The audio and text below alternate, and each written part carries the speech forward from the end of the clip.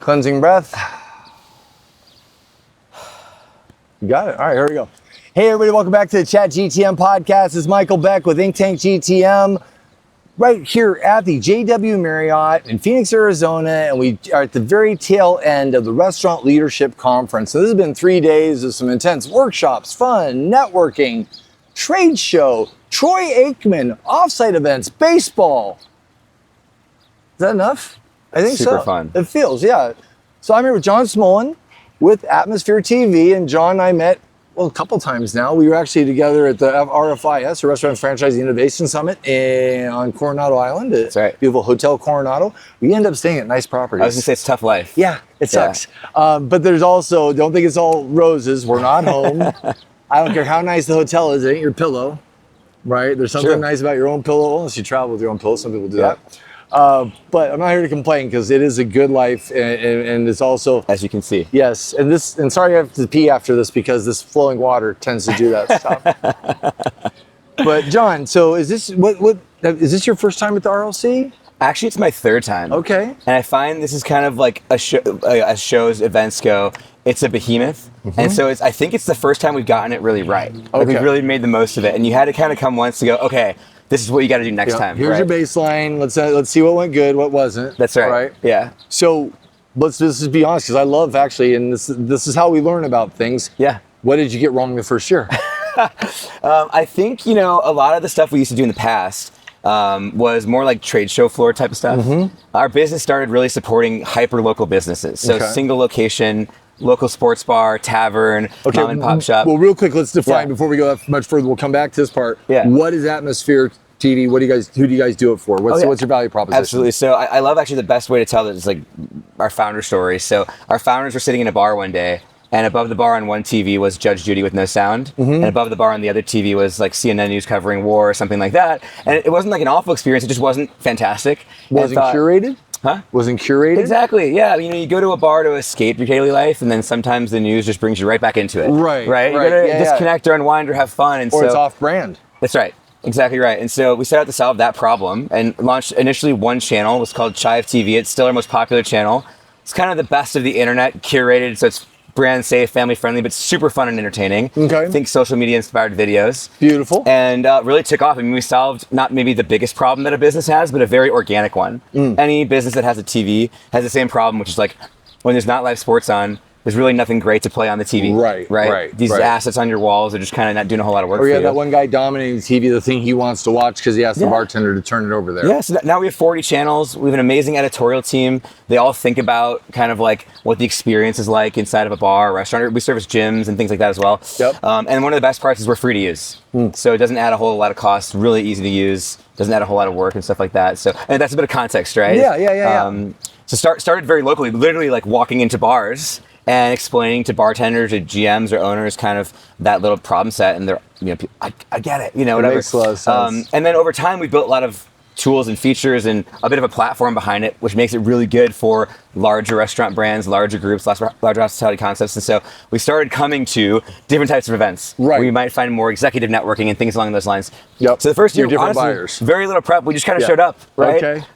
And found a lot of the stuff here is like very casual networking. There's a lot of kind of dinners and parties and events around the event. Yep. And so our industry is extremely tribal, you're finding out. Well, surprise, surprise. People who work at restaurants and bars like to go eat and drink and socialize in their free time. And hang out with each other. Yeah. So figuring out how to kind of like, participate in those events, maybe sponsor a few, be able to invite people to a place that's fun and entertaining versus just kind of like somewhere on the marketplace floor or something like that. It's been really helpful and valuable. Yeah, for sure. Well, definitely nits, right? So you see somebody at the marketplace, you go, hey, let me show you.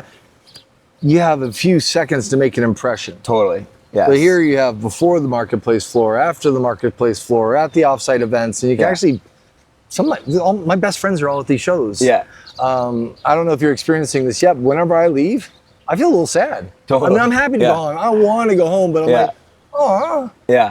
By the third or fourth event, 3 years in a row, you've seen the same people over and over and over again. Yeah. Usually at a bar or at lunch or at breakfast, and so you can't help but just become friends. Part of your tribe. For sure. So what did you see this year before we move on from that. Yeah. So you saw what wasn't dialed in on year one. What's different on year 3? Okay, so now I think we're trying to participate a lot more in kind of like extracurricular activities. Yep. Organize something fun that you can invite people and take people to. Yep. That's going to be an unlock. You make friends that are peers. So we come to this as kind of like a vendor partner or a group trying to work with the operating partners of restaurants and bar groups and things like that. And so, you build a network of peers that come to these things over and over again and make introductions for each other. That's super, super helpful. And then lastly, I eat breakfast and lunch 4 times. I don't know if you do this. You eat breakfast and lunch 4 times.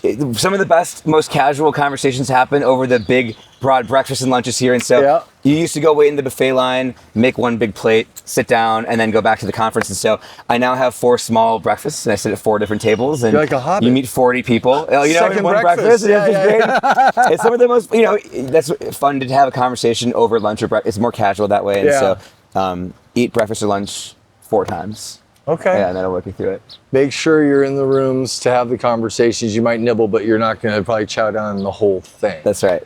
What was your favorite activity at this show? Ooh, great question.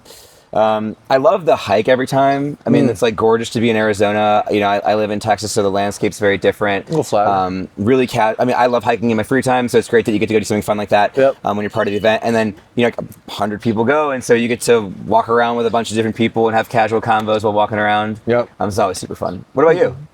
Sheesh. I'm trying to think of all the stuff I did. This has been my favorite part. Yeah. Like I love telling stories.